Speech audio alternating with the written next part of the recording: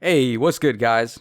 It's your boy Tacho here, and we're back for some more Fire Emblem Heroes. Today, we're going to do something a little bit different. I'm going to try doing a podcast type of video, because I know there was some pretty good response to that in the video where we talked about Resplendent Lucina's art. So this time, we're just going to be talking about our thoughts on Book 5 and Reginn and so on. So, hope you guys are down for that. And joining me today, we have Espero. Hello, howdy everybody. Espero here. We got Glitter Valkyrie. Ready? We've got LinkKing7. What up? That's my GameFAQs name. I'm impressed you know that. That's pretty funny. Yeah, well, that's where I know you from Yeah. the GameFAQs Aether Raids topics. Mm-hmm. And we have Wylia. Oh, hello everyone, and I've been holding it in all these past days about the update. I'm ready. All right, well, I know Wylia is just raring to go, so we can go ahead and start with her. So, Wylia, what are your thoughts? What are your thoughts on Reginn and Canto? Oh boy. So obviously, Reginn is a really good unit. If anyone's been playing around in Aether Raids, just testing out defenses, she's really good. What's the point of using Altina now when you have a unit that basically has a power crept effect that lets you add in another bonus slot into your team? Pretty much. The fact that they released a free-to-play unit this powerful, this helpful for Aether Raids is definitely going to change how Astro Season goes. And as for Canto, I'm not really bothered by it per se, because it only lasts through turns 1 through 4. So I guess I welcome it.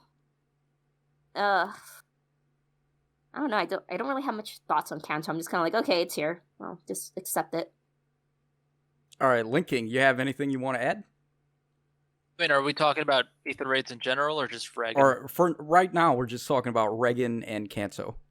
I think Canto is interesting. I was wondering when we were going to start seeing some of like the staple mainline skills or features in Heroes. And I think they did an interesting job with it in that you can't actually do like a physical action from it. It's just kind of a hit and run mechanic. That's nice. It helps balance it out a little bit. Reginn, however, is nasty. Like, she's got pretty good bases, a sword unit, so it's like, whatever. But, a free Astra unit, we've got free Altina, we've got free Reginn, we've got 2 free light units and 2 free Astra units. I mean, what's your excuse not to have high score in Aether Raids, right? But, great unit. Canto's a very interesting feature. And the fact that it's limited to the first few turns is also a good thing. I don't think it's like super broken. It does work with Gale Force, and Gale Force prioritizes over it, if I understand correctly. Right. You would proc that first, and then you can attack, and then you could still Canto out. So that's a little bit of a busted combo. But, Yeah. I mean, it's a mobile game. It's going to get out of hand eventually, so whatever. Yeah. All right, Glitter, you got anything you want to add? I think that Reginn is a very, very powerful free character, and I think that Canto is a little bit gross. I think that I would have preferred it if they maybe decreased the range of movement that you got after your action, maybe using up what you didn't use in your first move. But I have had a lot of fun with her, and I like her in my hands, but she's definitely a threat. Oh, absolutely. And Espero, you got anything you want to say? Not a whole lot, actually. I think I agree with a lot of the points that everybody brought up. If anything, I'm mostly curious as to like what this is going to mean for any future units and future banners we get, over the next few months. Like, is Canto going to be exclusive to just like cavalry and maybe some flying units? Are we going to be seeing Canto maybe eventually as an effect tagged onto other skills or something? That's what I'm more curious, especially because we haven't been getting a whole lot of like cavalry exclusive skills. I know that a lot of the flying units have been getting a lot of cool stuff, but I'm just wondering if when other units besides obviously Reginn and some of the book 5 OCs are gonna get access to it, because that's what I'm most hungry for. Yeah, I think they're sort of like buttering us up here for... It's like prepare for Canto, because you're about to see it on a lot of units now. That's what I get from it. And we saw on the Book 5 chapter that, what's the guy's name? Oder, I think? Yeah. He has Canto as well. I don't remember what the rest of his weapon does, but I think it's safe to assume that most of the Book 5 OCs are probably going to have Canto. So it seems like they're just opening the door for other units to start getting Canto, and we possibly might see someone with it as early as the Christmas banner. There's really no telling at the moment. But I think Canto is just a little too good for the game. Being able to move that many spaces, like, Fire Emblem Heroes was not designed with that much movement range in mind, because, I mean, you guys know in the main games, the cavalry units and the flying units can move like 7 or 8 spaces a turn, whereas in FEH, they limited it to only 2 spaces for the flyers and 3 for the cavalry units, with a whole bunch of caveats that they can't move through forest tiles in the case of the cavalry units, or in the case of the flying movements, or the flying units, they only move 2 spaces a turn, similar to infantry types. So I think they were really concerned about trying to balance positioning and actual movement spaces and things like that. And that's why a lot of the maps in the game are just flooded with all sorts of obstacles and things like that. So I think that's how they were trying to design game balance. But then now we have Canto, and it's like, none of that stuff really matters anymore, because you can just go ahead and attack, get out of the way. Like, it has so many applications. You can break a structure and move out of the way. You can go ahead and reposition, like Legendary Crom, and then get out of the way, which I think is kind of unfair that they are going to basically make anyone with Canto Legendary Crom at this point. So I think it's a little bit too good. And in the case of Reginn, I think Reginn is a really powerful free unit. I don't think she's broken necessarily, but I think it was definitely much needed that they gave it to her, or they gave her the Astra blessings, because God knows Astra needed as much help as possible. So we can run Reginn and Plumeria here, and things should be smooth sailing pretty much for Astra season now on. We also have the extra team slot with Reginn, so she's definitely a very good free unit, I think. And that's pretty much all I have to say about Reginn and Canto for now.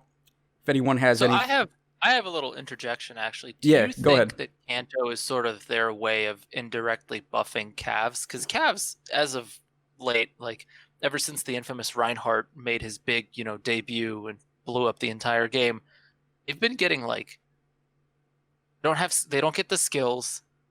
Their BST is, like, the lowest that's available right now.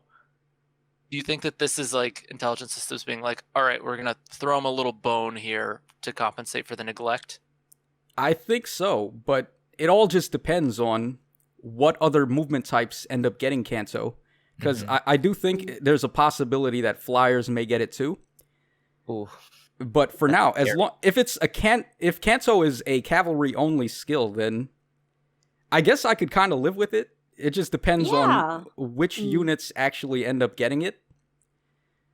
So it could be interesting. They make it like a passive C skill or something. And IS just loves throwing in those like big banners. Yeah, with those coveted Potter skills. Yeah, Wylia brought this up to me the other day, that what if they released a passive skill that you could inherit on your units that was basically just Canto? That's what I was imagining, actually. That's exactly what I was kind of that's actually what I'm hoping for. I know that this could, I don't know, like we're going back and forth about it not being broken.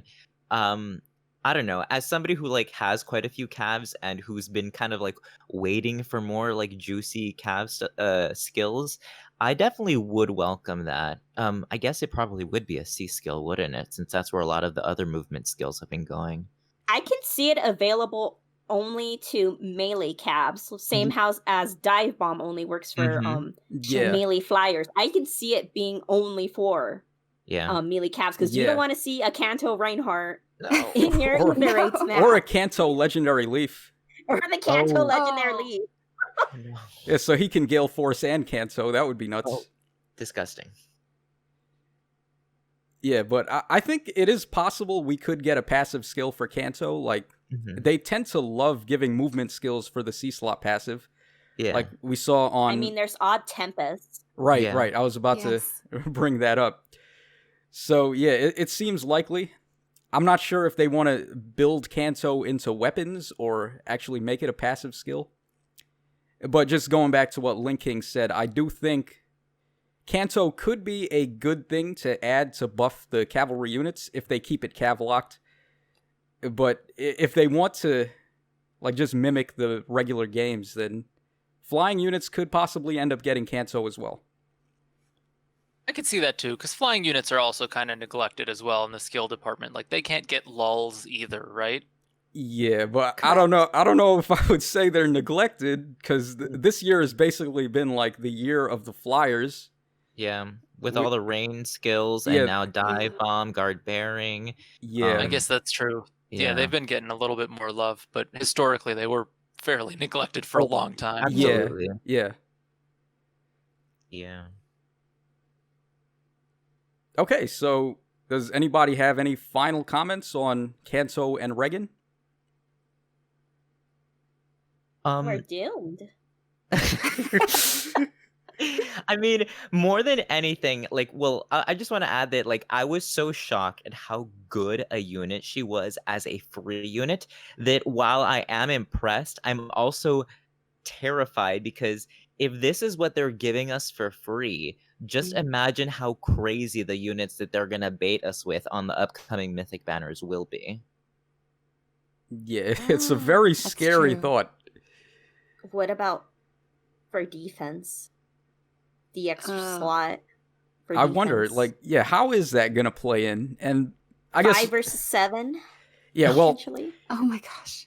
We're getting a little ahead of the conversation here. That was going to be our next topic, is how do you guys feel about the changes to Aether Raids?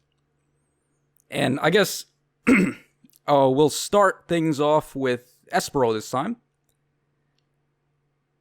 I am probably the worst person to start this off with, because I am probably the most casual person here with Aether Raids. I will gladly defer to my comrades for this one, and then I'll add my 2 cents later.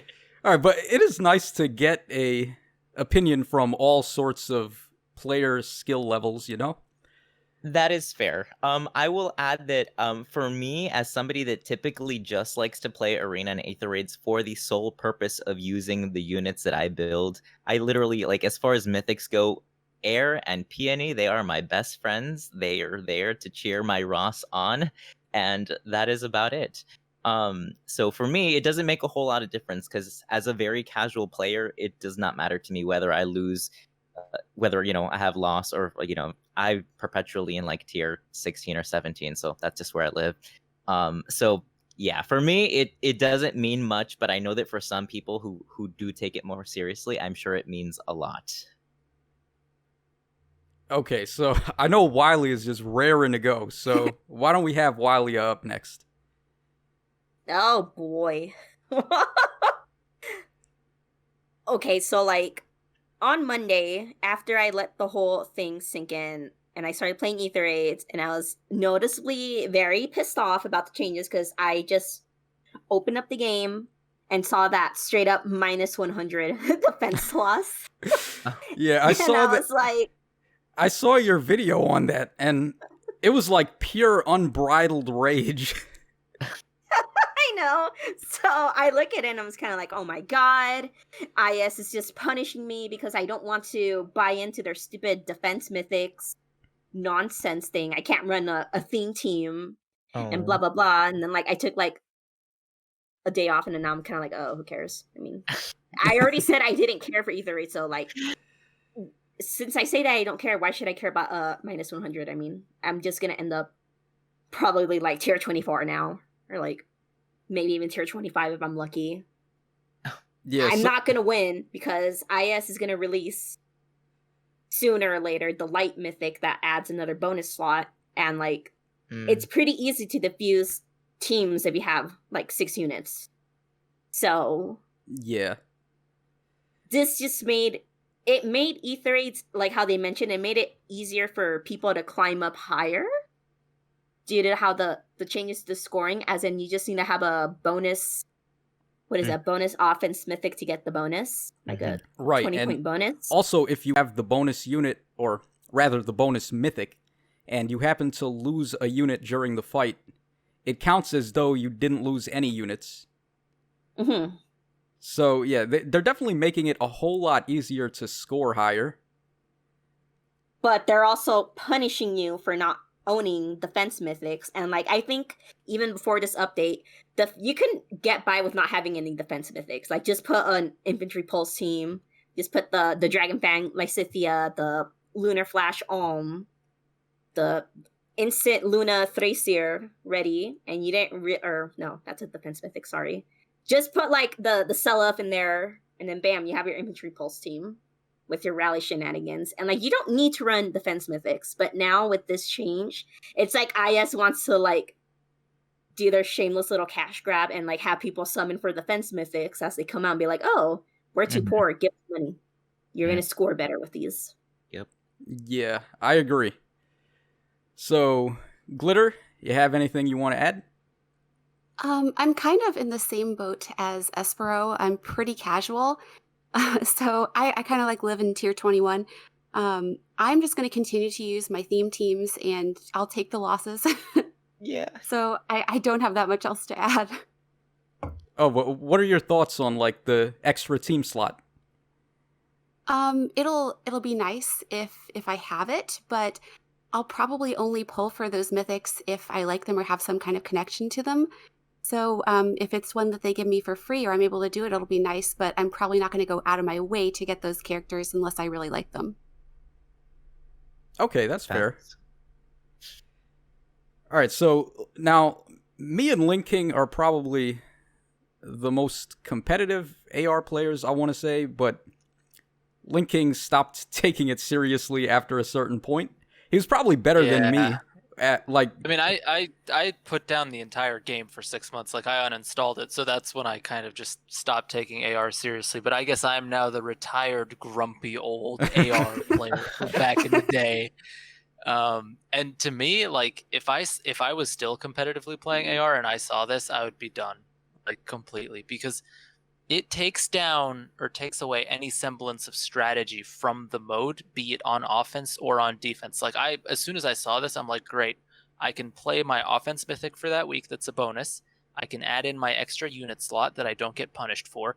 I will stick in legendary Edelgard in there, get 3 actions on my opponent's team for free. I'll take out 3 units, let her die. I don't take a point bonus, and then they unravel the entire defense. Offensively, easy. Defensively, doesn't matter anymore. So I don't even derive joy from like trying to figure out an opponent's defense or trying to create my own competitive defense either, because my opponents could just do the same thing to me. If you don't have a legendary Edelgard, you can, guess what? Build that free Reginn that we just got with Gale Force, take out 2 units, you could let her die as well, or you could even Canto out. Like, there's no more strategy involved anymore. It's just sad because I used to love AR. Like, I would spend hours figuring out single maps sometimes. Like, not even kidding. I spent an hour and a half on a map once.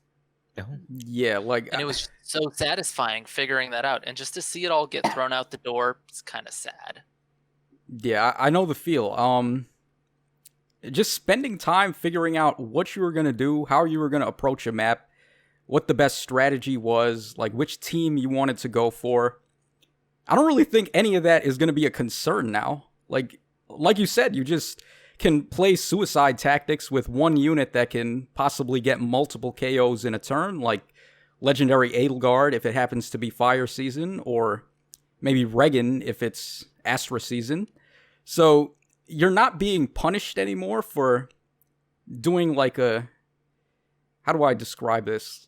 Like a double-edged sword type of playstyle where you can just run and gun and not have to worry about any precautions or anything like that.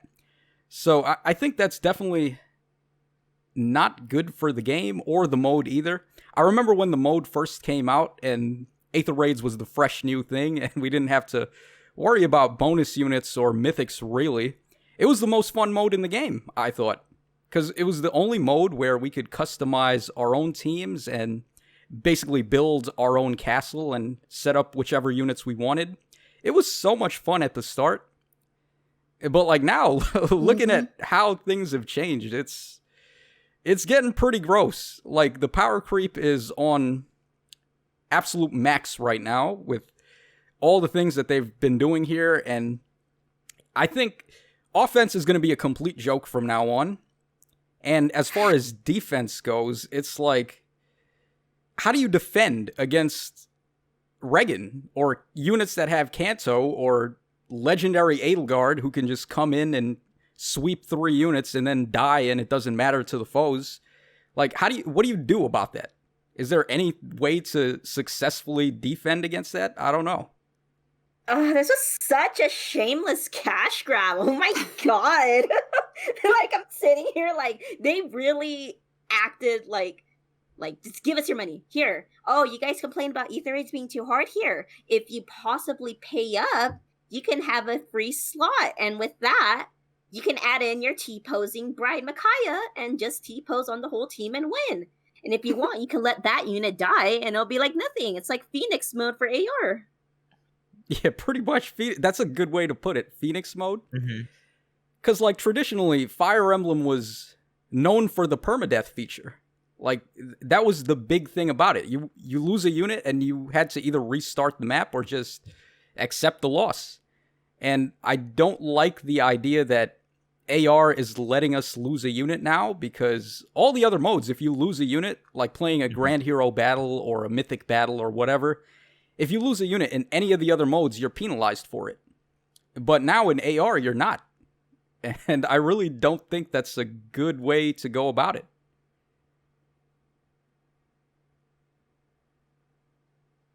Ugh. I guess if we want to try to keep this positive, we can say this is a good start for those who are constantly stuck in like lower tiers and they really wanted to rise up. They can finally get their chance of going like tier 27, or who knows about making it to tier 28. That's probably like absolutely perfect offense and perfect defense at this point. Well, they did increase the score cap by 20, like your base. So I don't know how much it changes, really. Because you need like 13,800 to reach tier 28. But I feel like if you get there, that's probably like premium well territory. Like, but it was absolutely... 13,000. It was 13,400 before, right? Yeah, that was tier 27. Yeah, so it's just your difference of 20, really. So it's like the incremental increase of the 20 base will make up for that. So I think it's pretty much the same. I don't take my word for it, but it just, to me, like at face value, that's kind of what it seems like. Yeah, like I'm scoring like, yeah. If I use the bonus for my fights, I'm scoring 408 per match, which is quite a bit more than previously. So I think Link is probably right, where just the added bonus that we're getting from the score bonus is probably going to be enough to carry you up to tier 28, assuming you play very well, of course.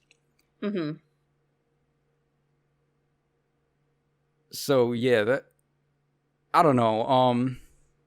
Have you guys taken a look at the usernames on like some of the top players? Like actually.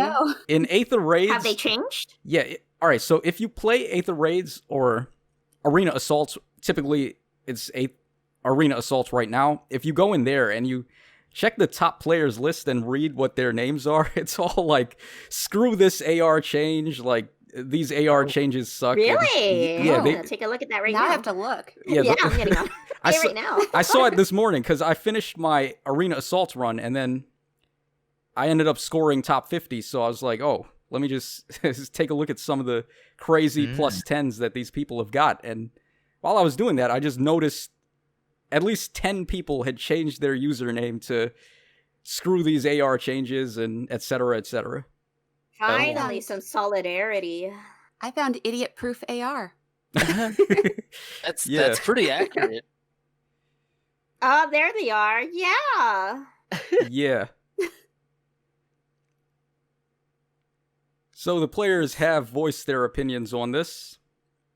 At first, initially, I was very positive about the changes that they made to AR, because I was like, oh, well, they're putting more of a focus on your defense team here. So you actually need to think about how you're going to defend. And to be honest, I had more fun building defense teams, because I just like building cancerous defenses that crush people, because I'm a heartless savage.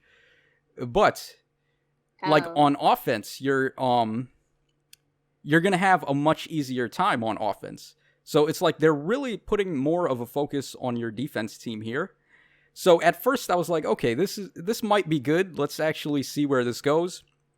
But then earlier today I was like really thinking about it, and I'm like, how do you actually defend against this? Because you can't just get one KO and call it quits after that. You have to actively get KOs with your team somehow, I don't know how, and deal with units like Reginn or whoever else may have Canto, and then whatever else the opponents are using.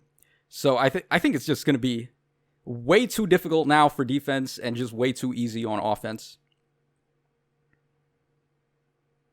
Yeah, like I said earlier, the sacrificial unit just blows everything out of the water, because if you have some kind of trap set for people who are attacking you, that sacrifice unit just blows open the trap, and then your units are moving via AI, which is so easy to manipulate. It's just like there's no purpose of doing anything creative with your defense. We might as well go back to like armor blocks with ward stacking. Ew. Oh God, don't remind me of that. All right, so I'm still looking at the list. Owen Pasta knows exactly what they're talking about. Oh boy. Shoutouts to Owen Pasta. All right, so I think that's about good enough to sum our thoughts up on the changes to Aether Raids. So I just want to finish up on everybody's thoughts on Book 5 so far. What do you think of the new characters and the new story? Do you like the aesthetic of the steampunk style that they went with? And what do you think of modern weaponry like guns and missiles and rockets being in Fire Emblem? So let's start with Espero, since he's got a more casual view of things. Let's see what Espero has to say. Yeah, I was really pleasantly surprised. I was very excited watching the cinematic during the FEH channel. I'm not normally one to really get excited about FEH cinematics, because I find their story writing questionable, but I actually was really excited. The steampunk is a tired theme, but I thought that they implemented it in a very interesting way, and we haven't seen it in Fire Emblem, so I thought that was kind of exciting. And as far as the weapon goes, I feel like it's such a missed opportunity that Reginn is a sword unit and has this like quadruped mech that can actually like shoot rockets and not be a ranged unit. I don't know, they're clearly machinery and like guns, and they're a part of the world, but we don't actually see them integrated into the combat, which is unfortunate, because that could be really cool. But yeah, I'll start there and open that up to everybody else. But I'm excited, actually. I actually am quite pumped. Okay, so Glitter, you want to add anything? I have some mixed feelings about it. I think that it was a very interesting interpretation of what was supposed to be like a dwarf world. Yeah. But I don't really love the idea of guns and fae. And I miss the fairies. And I don't know what it is about like the main villain, but he's really, really creepy, and I don't love him. Mm-hmm. And I want Freya to come back. All right, so Glitter is just like sharing my sentiments almost to a T there. I'm not really a fan of the new... Well, I can't really say that because he's still pretty early on. We don't know enough about him yet. Mm-hmm. Yeah. So, for all we know, he could be a decent guy, but I don't know. I think it's very interesting that they were somehow able to make a waifu character in a dwarf world setting. Like, they gave us Reginn, and she's so freaking cute that I wasn't expecting that to come from a dwarf world at all. So, Wylia, you want to add anything? Oh, gears. Clickety clack. This game is whack. Oh my god. Can we talk about the music though? Oh, sure. It's good. It is. The music's awesome. Yeah, I thought so. I love the new then- theme and that they then- made. And then there was the freaking Rhea lookalike. Like they Yes. clearly know what sells. Yeah. Oh, absolutely. Clearly know what sells. Yeah. Mhm.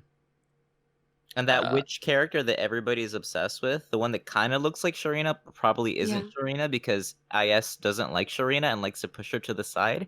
Yeah, Oh, she's she's garnishing awesome. a lot of attention. I like the witch Sharina. She's awesome. Yeah, she looks cool. Yeah, I'm excited to meet her. She looks interesting. I don't know, like even though like steampunk is such a tired out theme, for some reason, maybe it's because I really did not like book 4. Like I really, it's really the book that sort of killed my enjoyment of Faye's storytelling. That maybe that's why I'm so excited about book 5 because it feels so different and such a huge departure, which is probably the inverse of why Glitter doesn't like it. But yeah, yeah. Yeah, I think they kind of had a bit of nostalgia for Codename Steam, and they wanted to do something like that. I don't know how many of you guys have played Codename Steam. I haven't. I know of it. I think I played the demo, but I never actually bought the game. Yeah, I think if you're a fan of Advance Wars and like really early Insys, Codename Steam is an awesome game. Like probably my favorite. Well, all right, to say it's my favorite 3DS game is probably pushing it, but it's definitely up there. It's got to be like top 5 for me for 3DS.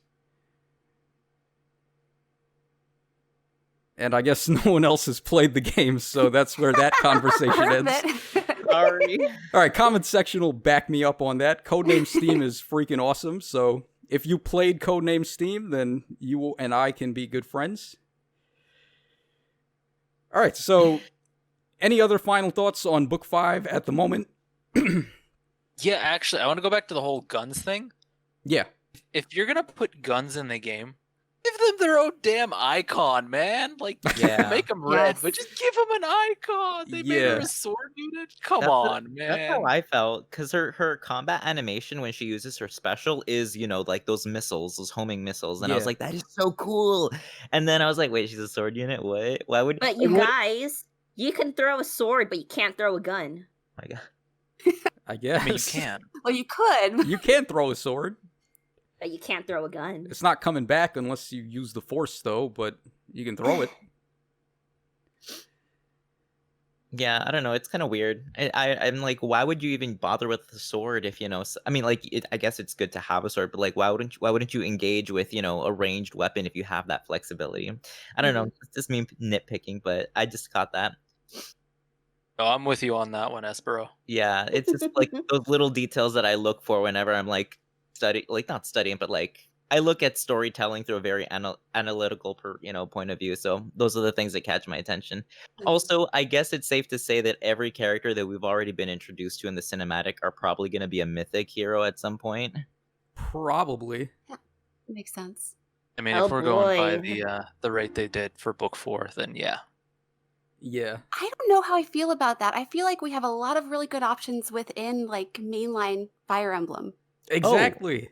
Like, yes, there's so many characters we still don't have yet as legendary or mythics. And I don't know. Well, too bad. I hope you like OCs. Like, where is Athos? Can I have Yes! Athos?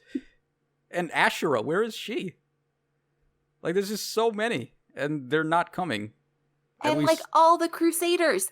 Pick your favorite. There Yeah. are so many.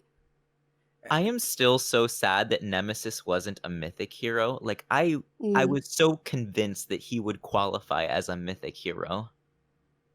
Yeah, he should. By all technicalities, I think he should. Yeah.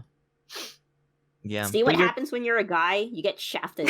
Oh boy, you get 176 BST and no super boon. You're Oh. demoted from being a mythic. You get Yes, once so per it's like, turn. oh, you're a guy? I see you've chosen death. your perf only works once per turn. So Yeah. yeah, they hate anyone who's not a waifu. Oh, they really know what sells. Oh, you know they Easy- do. They're easier to merge. Easier to merge, yeah, sure. What do you guys think of Knoll, actually? That's You know, what I think. I actually haven't taken a super close look at him. His stat spread didn't look terrible when I saw it the first time. Mr. It No looked like- Super Boon. Oh, there was no super boon at all? Oh. I Yeah, did he not doesn't see have a one. Super Boon. He doesn't. Oh. It looked decently flexible for like he kind of looked like a red Ileana. That's what I gathered. Exactly, yeah. I was But about I to Ileana- say. think so. He's Yeah. just Kanas 2.0. Yeah. No. He's better Yeah. than Kanas. Yeah, he is. By I would virtue think of so. BST. Yeah. I think the real problem, though, I know is he- that there's not really any good tomes that you can inherit besides blade tomes, which are pretty much just boring.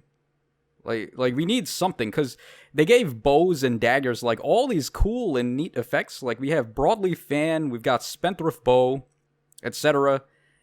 And yet for tomes, it's just blade tome or bust. Yeah, and for some reason they keep giving all the love to blue tomes of all three, because at least with the blue tome you have the Flora Guide from Summer Loot, you have the Silver Goblet from Renea, which is a nice, good support oriented. Like you have options, a few more options with the blue one, but like Mhm. red, you kind of like, oh, okay, you could use the red conch from oh my god, Lawrence. Lawrence. Thank you. I was gonna say Speedo Boy. I couldn't remember his name. That was accurate. It's not wrong. Yeah, like you have a few more options. As someone who uses a lot of green units, I'm still Mm-hmm. waiting for us to get like even just Grand Fox, but like any good green inheritable Oh tome. my god, I wasn't aware there was a lack of tomes. I'm just a divine Naga gal, but I wasn't aware you guys didn't have any. Oh man. Yeah, it's rough. Yeah. Yeah. Okay, so I guess that's a good place to wrap. If anyone has any final thoughts they want to add about Book 5 or anything about Aether Raids or Reginn, etc., speak now or forever hold your peace. I wonder if I anybody's. object. I was gonna say, I wonder if anybody's gonna fodder her off. Because not gonna lie, I've considered it as a filthy casual. I've considered it, and I know that some people already have. I mean, Do it, it's your game. they gave her with it. some pretty good skills, not gonna lie. It's It's good nutty. fodder. It Yeah. is. If they gave her pulse smoke, oh boy, she probably would have been dead already. I need pulse Oh my smoke. god. Oh, she has panic smoke. Is that it? Yes. Yeah, she has panic Yeah. smoke. And low speed and defense, which I super tempted to give to my resplendent Niles now. I mean, I guess people who still care about scoring an AR wouldn't dare fodder her off, but I would not care anymore. I would just auto dispatch 3 times and not play the mode. It's There you just yeah. Mm. Take Link's advice. Oh boy. Yeah. Hey Tacho, are you still gonna like use bonus units in AR? Like, do your best. I mean, what's the point in using bonus units when you can use a bonus mythic and then just suicide in and lose a unit and not care? True. Oh. Like, there's True. no point in using bonus heroes. I think bonus mythics are going to be where it's at from now on. And that's a very... You just need to have one of each in your Right, set. pretty right. much. Oh my god, IS. You So it's- monsters. It's very Cash-grabbing cash grabby, yeah. monsters. Exactly. So we It's so predatory. Oh my god. we gotta I have... mean, They're, like, look, luring it's- us into it's a their good, van. No, I'm okay. So I'm not. I'm the last thing from a Fire Emblem Heroes defender and decisions from IS, but this was actually a good change. Like there were weeks in AR where you wouldn't have offensive mythics as bonus units. It doesn't make sense. There should always be an offensive mythic as a bonus unit. I at agree. least. Like that's a good change, but the rest of it, the extra slot, the sacrificial lamb that you have, all that that's trash. That But was the all like... offensive mythic is nice to have. Yeah. because there were a lot of situations where there would be bonus heroes that I just do not want on my team at all, and I'm just forced to use them every week. Yeah, I'm just forced to use them because if I want to score the max, I gotta go with it. Wow, I feel like I'm learning so much just from listening to you guys. Maybe I'll get to it's tier a 8. whole new world up here, Jordy. Yeah, Maybe I'll Espero, get to tier 18 someday. Espero, I just believe in you. Just bring your Ross. There you yeah, go. just stay pure and don't deal with these tainted ways don't of follow Aether our Raids. advice, Jordy. Yeah, You know what I think is going to happen? I think that we're going to get another one of these busted mythics, and that's what we're going to end up with for a Hero Rises, because everyone's going to want it. No. Oh, absolutely. I don't want that to happen, but I feel like it's going to happen. yeah, most likely. I was thinking because a Hero Rises is coming up very soon, and I was trying to think of like who's actually gonna win the Hero Rises event, and right now I think it's probably most likely gonna be either Legendary Dimitri or Milk Truck Byleth, but like just because I can see Legendary Dimitri, honestly. yeah, I would be happy with Odd Tempest fodder. yeah, wouldn't everybody? But like because Three Houses is so recent, I think people are still like on the hype train for Three Houses stuff. So Dimitri and Duo Byleth, I think, have the best chance right now. Yeah. But who knows? They're probably going to release like some crazy new mythic hero right before the event starts, and then oh my god, the hype levels are going to be through the roof, so everyone's just going to vote for that new mythic. Mythic Lyn. I mean, Oh, history please don't. history has spoken in that regard. Yeah, pretty much. Hasn't it Yeah. always been the most recently released unit who wins? The legendary Ike won as Was well. that the case with Altina? Yeah, because remember. Altina had I just think came out. so.